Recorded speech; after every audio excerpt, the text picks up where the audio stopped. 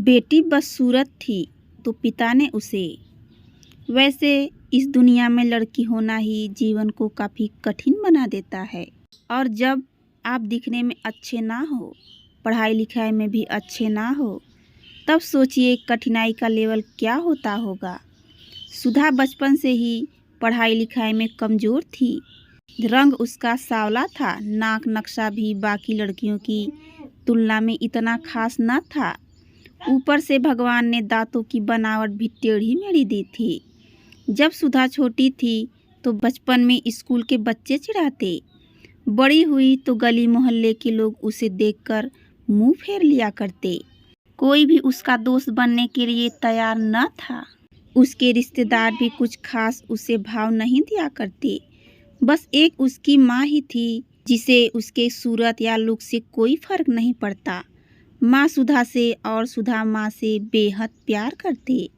दुनिया भर की आलोचनाओं को सहने की शक्ति थी माँ सुधा के लिए। जब कोई उसे डफर बोल देता या जब कोई उसे बदसूरत बोल देता, जब सुधा को शादी के लिए देखने आए लोग भी उसे, यहाँ तक कि जब खुद के पापा ही उसे मनहूस बोल देते, तब माँ ही तो थी जो उसे समझाती कि लोगों के बोलने से क्या होता है, तू तो मेरी प्यारी बेटी है। भगवान के लिए इतने सारे अन्यायों के बावजूद सुधा जीना सीख गई थी। वह खुश रहना भी सीख गई थी। जो भी गिने चुने लोग उससे बातें करते, उन्हें चुटकुले सुनाकर हंसाया करती और खुद भी ठहाके लगाकर हंसा करती। इसके अलावा एक और बड़ी खूबी थी सुधा की। उसे खाना बनाने में बहुत मज़ा आता था। और ना सिर्फ खाना बनाने में मज़ा आता था, उसका बनाया खाना खाकर लोगों को जो स्वाद आता था वह उनको तृप्त कर जाता था। और यह उसमें अपने आप तो नहीं आया था।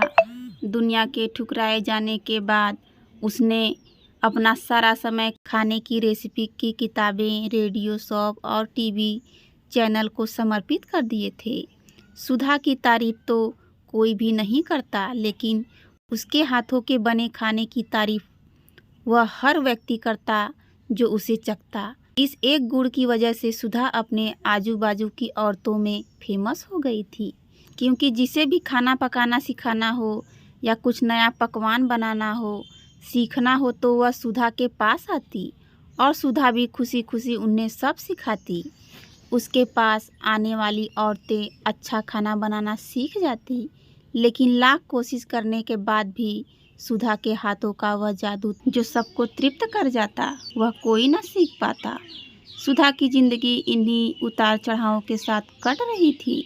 एक बार फिर से माँ बाप ने जी तोड़ कोशिश करके एक फैमिली को सुधा को देखने के लिए मना लिया था और अगले दिन लड़का सुधा को देखने आने वाला था। सुधा को इस बात की खबर होने पर वह दुखी और गुस्सा हो गई कि बिना उससे पूछे पता नहीं क्यों माँ बाप लड़कों को बुला लेते हैं और उसका मजाक बना देते। माँ ने सुधा को समझाया था कि ऐसा ही होता है, कोई भी बेटी अपने माँ बाप के यहाँ हमेशा नहीं रह सकती, उसे एक दिन शादी करके जाना ही पड़ता है। अगले दिन सुधा सुबह सुबह ही लड़के वालों के आने से पहले ही सज संवर कर कहीं निकल गई थी। उस दिन लड़के वाले घर आकर माँ बाप को बहुत खरी खोटी सुना कर गए थे। वैसे भी पापा को सुधा पर हमेशा गुस्सा ही रहता था, लेकिन उसकी इस हरकत ने उसको गुस्से से पागल कर दिया। उस दिन पापा ने सुधा का सारा गुस्सा माँ पर उतार दिया था, यह कहकर कि एक मनहूस बेटी को जन्म देकर भी तुम्हारा मन नहीं भरा था, इसलिए उसको लाड प्यार देकर सर पर बिठा लिया है। हमेशा अपनी बेटी के बारे में गलत बोलने वालों से नाराज रहने वाली माँ आज खुद सुधा से नाराज हो गई थी और वह अब सुधा के घर वापस आने की बेसब्री से राह देख रही थी ताकि अपना गुस्सा उस पर उतार सके। सूरज ढलने से पहले सुधा घर पर लौट आई थी। उसके चेहरे पर एक अजीब सी खुशी थी। हाथों में एक चेक था और एक सर्टिफिकेट भी। सुधा माँ से कुछ कहना चाहती थी, लेकिन इससे पहले कि सुधा अपनी माँ से एक भी शब्द कह पाती, माँ ने उसे खरी खोटी सुनाना शुरू कर दिया। गुस्से में माँ बोलते बोलते इतना कुछ बोल गई कि सुधा ने कभी सपने में भी नहीं सोचा था।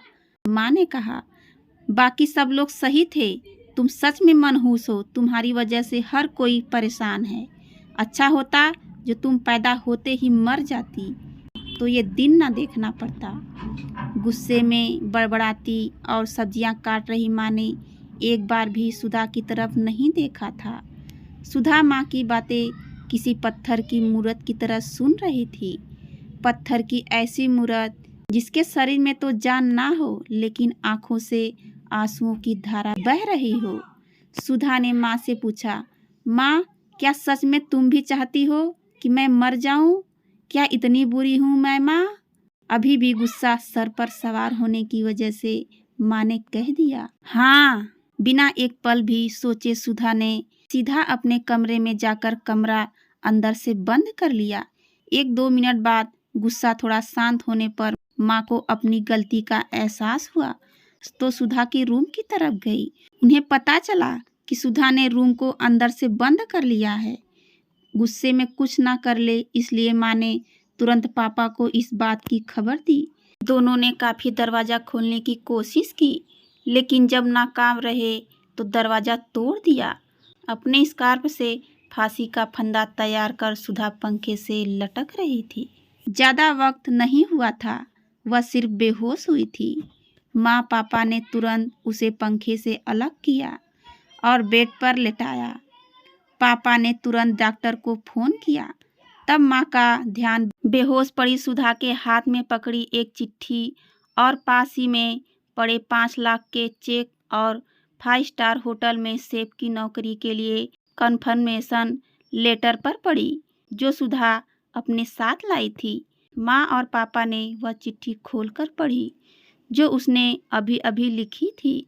चिट्ठी कुछ इस प्रकार थी, मम्मी और पापा, मैं जानती हूँ मेरे जन्म से लेकर आज के दिन तक मैंने ऐसा कुछ भी नहीं किया है जिस पर आप गर्व कर सके, लेकिन मैं आपको बताना चाहती थी कि आज मैं खाना पकाने के नेशनल लेवल कंपटीशन को जीत चुकी हूँ और यह 5 लाख का चेक मुझे प्रथम स्थान पर आने के लिए मिला था। जजिस को मेरा खाना इतना पसंद आया था कि उन्होंने मुझे एक बहुत बड़े होटल में बतौर मास्टर शेफ की नौकरी के लिए कन्फर्मेशन लेटर भी दे दिया था। पूरी दुनिया मेरे खिलाफ है, मुझे इस बात का कभी भी फर्क नहीं पड़ा और ना ही कड़वी बातें मैंने अपने दिल पर ली थी, क्योंकि मैं जानती थी बाहर से सख्त दिखने वाले मेरे बाबूजी अंदर से तो मुझे प्यार ही करते थे। प्यार ना करते होते तो बिना मांगे मुझे कपड़े, मिठाइयाँ, पटाखे ये सब ना ला कर देते। माँ के प्यार को कोई क्या बयां कर सकता है। मेरी माँ मेरे लिए मेरी सारी दुनिया थी। जब माँ मेरे साथ होती तो मुझे किसी बात की परवाह ना होती थी। मेरी माँ मेरी थी, इसलिए मुझे किसी और की ज़रूरत ना थी। मेरी माँ मेरे साथ नहीं है तो मेरी दुनिया भी मेरे साथ नहीं है, इसलिए मैं आज दुनिया को ही अलविदा कहकर जा रही हूँ। मैं जानती हूँ आपने कभी ना कभी भगवान से यह दुआ ज़रूर मांगी होगी कि अगले जन्म में मेरे जैसी औलाद ना मिले, लेकिन मैं हमेशा यही प्रार्थना करती थी कि अगले जन्म में तो क्या, मेरे हर जन्म में मुझे आप जैसे ही माता पिता मिले। और आज ही यह प्रार्थना करके उसी भगवान के पास जा रही हूँ। चिट्ठी पढ़ते पढ़ते माँ और पापा सर से पांव तक पछतावे में डूब गए थे और बेहोश पड़ी सुधा के सर पर हाथ फेरते हुए फूट फूट कर रो रहे थे। दोस्तों, मैं जानती हूँ यह कहानी आपके दिल को छू गई है।